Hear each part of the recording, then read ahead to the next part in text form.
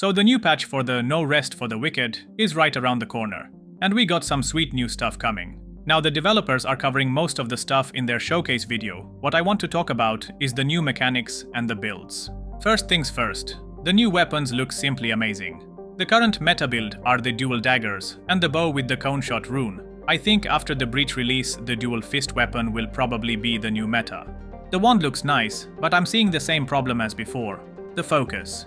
In order to use abilities of any weapon, you need that focus, and to get it, you need to use normal attacks to generate focus. It feels stupid to go in close to melee range and poke at enemies with my wand or staff. You can use potions to get focus, but in the last patch they nerfed them so much that it barely gives any focus.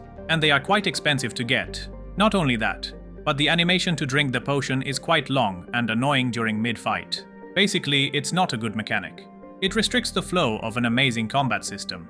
There was also the focus regeneration that you used to get in multiple armor pieces, but that was also nerfed to only the helmet. Not sure if they have a new way to get focus in the upcoming patch, but if not, the mage builds will still suffer a lot, and it will not be an efficient way to play, making it obsolete.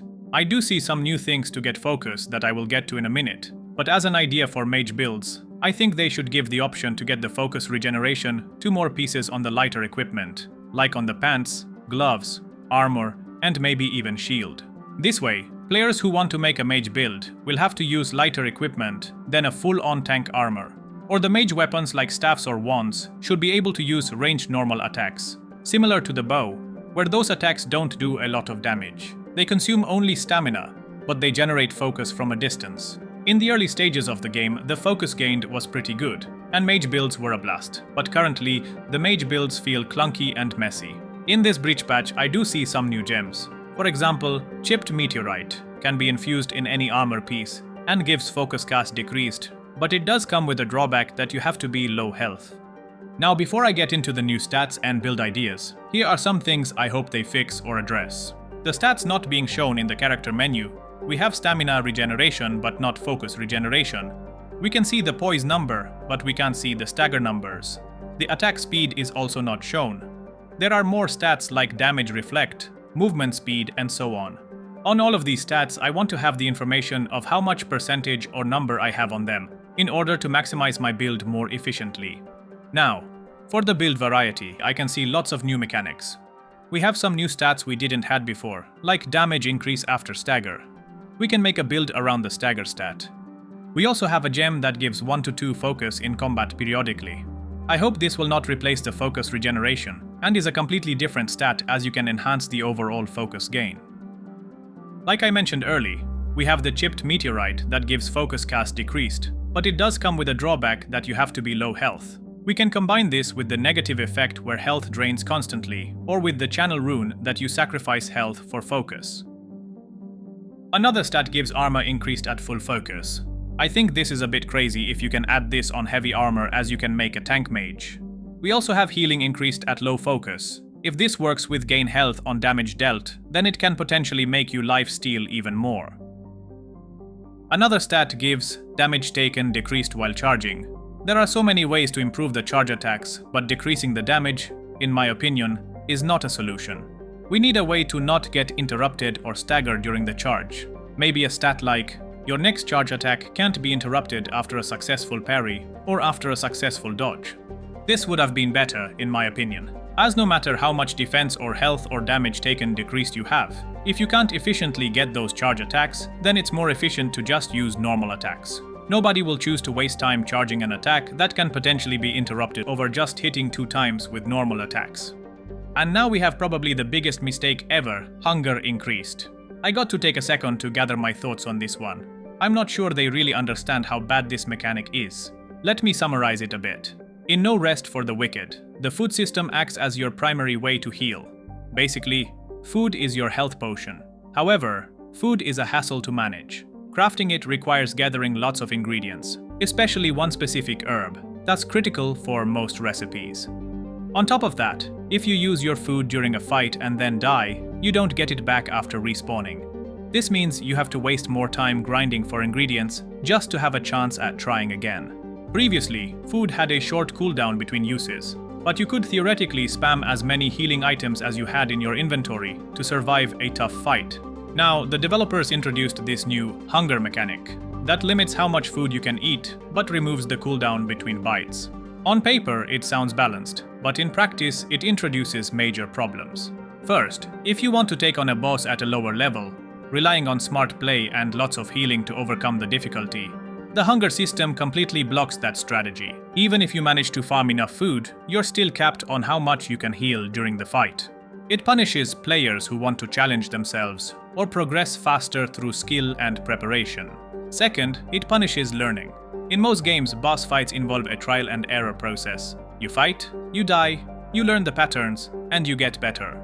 In No Rest for the Wicked, every death not only costs you your consumables, but now also limits how much you can heal in the next attempt. It artificially stretches the grind, making the game feel frustrating rather than rewarding. Third, it discourages exploration.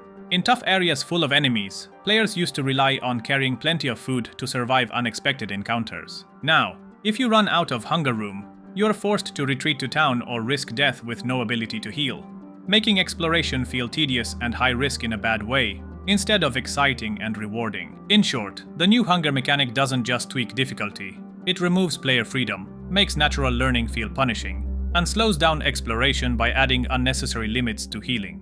I hope I'm wrong about this, but this is how I see it now. We will find out when the patch comes out and test it. I also think a good solution for this would be to introduce healing potions or flasks, similar to Elden Ring, that can be replenished after you die and rest at a campfire.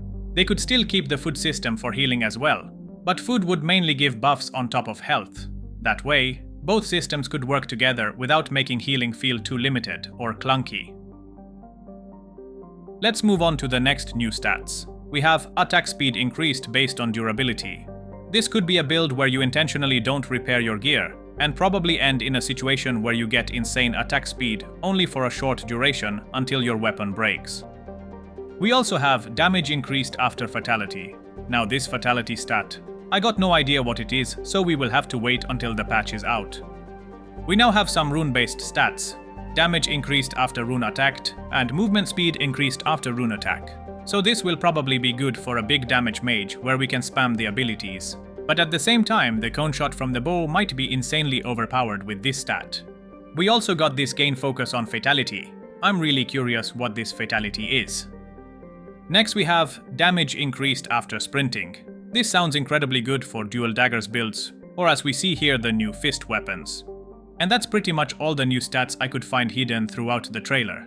Maybe you'll spot even more. Before I end the video though, I want to address one more issue, and that's the problem with the chests. Increasing the stack size for items is definitely an improvement, but it's not a real solution. There are so many different crafting ingredients that you'll still need at least 5 or 6 chests just to store them. And if you're like me, and like to collect all the weapons in the game to try out different builds, your chests will fill up even faster. Before long, all your houses will be packed with chests again. Games like Path of Exile and even Diablo handle storage much better.